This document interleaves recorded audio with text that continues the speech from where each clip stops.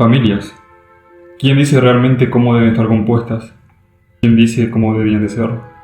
¿Qué es lo que define una familia? Nunca fui a hablar mucho de mi familia, siempre evitaba esos temas. Con ellos se escribió en la página más oscura de mi historia, cosas que realmente intentaba esconder. Es que todos ocultamos algo. Yo soy Axel. Esta es mi historia. Este es mi mundo oculto. Si aún no has visto los capítulos anteriores, te recomiendo que lo hagas. Así entiendes mejor de cómo se desarrolla mi historia. Y si ya lo vieron, continuemos con mi historia. Al volver a Argentina, nos quedamos a vivir en la casa de mi abuelo, donde vivían otros 2 tíos, uno de ellos con 3 hijos y otro con problemas mentales. También estaba mi padre con su nueva pareja, la hija de su nueva pareja y también una hermana muy menor, fruto de la relación de mi padre con quien ahora sería mi madrastra. Y de estas personas prefiero no dar nombres, ya que no quiero causar muchos problemas. Fueron 2 años los que estuvimos en Argentina, mi madre trabajando de empleada doméstica, de lunes a viernes, por lo cual yo la veía algún que otro fin de semana, mi padre trabajando de chofer de colectivos de muy temprano hasta altas horas, quedando al cuidado de mi madrastra, quien aunque no nos maltrataba físicamente, sí lo hacía de manera psicológica. Pero el maltrato físico quedaría a manos de mi tío con problemas mentales. Todos estos problemas me inhibieron bastante, y solo hice un amigo, además del constante bullying que traía ser el chico callado, y con un acento raro de otro país. Recuerdo que había un comedor en la escuela, donde daban comida a los niños, y aunque el dinero no faltaba, solía ir a comer en la escuela, ya que mi madrastra prefería no cocinar para nosotros. Fueron 2 años viviendo de esa manera, pasando del maltrato psicológico en mi casa, el bullying en la escuela, los pocos fines de semana que mi madre aparecía para compartir con nosotros eran de constantes peleas muy violentas entre ella y mi madrastra. Y aunque era un niño muy sonriente, pese a la situación constante de vivir entre tanta violencia, todo eso generaría en mí pequeñas cosas. Para finales de 2005, ya con 9 años, mi madre nos llevaría nuevamente a Paraguay. Pero en esta ocasión no dejaría el cuidado de mi hermano mayor, mientras mi madre se va a trabajar a España. Podría decir que fueron los mejores tiempos. Al volver a Paraguay, al principio quedamos en las casas de mis abuelos, junto a mis hermanos mayores y mi hermano menor. Al poco tiempo nos mudamos a una casa alquilada, muy grande, de 2 pisos con piscina. Mi hermano mayor viviría en el piso de arriba y los otros 6 hermanos viviríamos en la planta baja, la mayoría en habitaciones separadas. De parte de mi hermano nunca sufrí malos tratos. Aunque era muy frío y distante, siempre intentaba darnos lo mejor a sus hermanos. No compartíamos tiempo con él, ya que salía a trabajar mucho y cuando volvía se encerraba a solas. En cambio, la relación con mis hermanas era muy distinta. Sí habían muchas peleas. El año 2006 empezó. Tendría la oportunidad de ir a una escuela privada, donde aunque sí recuerdo haber disfrutado un poco más, no recuerdo haber hecho amigos. Y casi siempre, al volver a casa, me encontraba a mis hermanas bebiendo cervezas en la piscina e incitándome a beber con ellas. Afortunadamente, nunca accedí. Y quiero hacerles recordar que en ese entonces tenía unos 10 años. Esos tiempos fueron relativamente felices, aunque hay un recuerdo en particular del día en que abrí los ojos. Se acercaba el Día de las Madres, y como era tradición en las escuelas del Paraguay, empezamos con la elaboración de regalos un mes antes, y con la preparación de la celebración una semana antes. En fin, ese día había llegado. La decoración estaba muy bonita, las cosas marchaban con normalidad, hasta que empiezan a llegar las familias. Y te das cuenta de la difícil situación cuando ves un niño fuera jugando con su Nintendo, viendo cómo sus 2 padres son como en televisión. No pelean, se abrazan, tiempo con el niño pasan, comunicación enlazan, se dicen frases de amor. Y es allí cuando comprendes que la vida es diferente, que pudiera ser mejor. Es que realmente, en muchas de las fechas importantes, nunca estaban mis padres.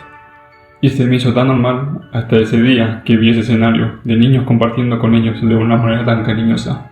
Ese día estuve apartado del resto, alejado en una esquina, con lágrimas queriendo brotar de mis ojos, pero aún así atajando todo. Algo empezó a cambiar en mí, mi sensibilidad cambió poco a poco, me volvía más frío. Y aunque en esa época no recuerdo mucho más, para el fin de ese año pasó algo interesante, que me marcaría aún más. Finalizó el ciclo escolar, una tarde jugando en casa, aparece de la nada mi padre. y nos lleva a mi hermana y a mí a la localidad de Piribebuy. En ese entonces vivíamos en San Lorenzo, por lo cual teníamos unas 5 horas de viaje. Pasamos la fiesta de Navidad y Nuevo en el medio de los campos de Piribebuy, en la casa de la familia de mi madrastra. Luego de las fiestas, mi padre llevaría nuevamente a mi hermana junto a mis hermanos mayores, y a mí me dice que volveríamos a Argentina. El año 2007 empezó, tenía unos 10 años, y en octubre cumpliría los 11. Las fiestas en Piribebuy fueron muy tranquilas. Mi padre llevó a mi hermana nuevamente junto a mis hermanos mayores. Al volver de dejar a mi hermana, empezaron a preparar las maletas y los bolsos para ir en auto hasta Buenos Aires. Mi padre, mi madrastra, mi media hermana menor y la hija mayor de mi madrastra. Y como el auto era un poco pequeño, mi padre me dijo que haría 2 viajes y que yo me quedaría en la casa de la familia de mi madrastra a esperar mientras mi padre volvía. A los 5 o 6 años perdí a mi padre. No supe nada de él por casi 6 años y ahora volveríamos a estar juntos. Mi madre estaba en España, la relación con mis hermanos mayores no era de la mejor.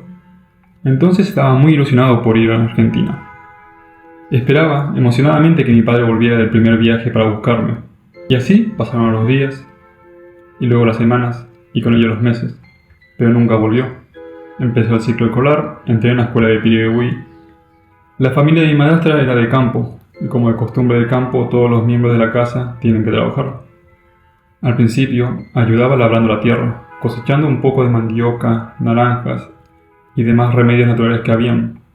Pero más adelante, uno de los hermanos de mi madrastra decidió llevarme a la heladería del pueblo donde él trabajaba, y conseguí trabajo en esa heladería, saliendo a vender helados en los carritos, yendo a vender en partidos de fútbol o en carreras de caballos tan comunes en la zona del campo, recorriendo las calles de Piribebuy.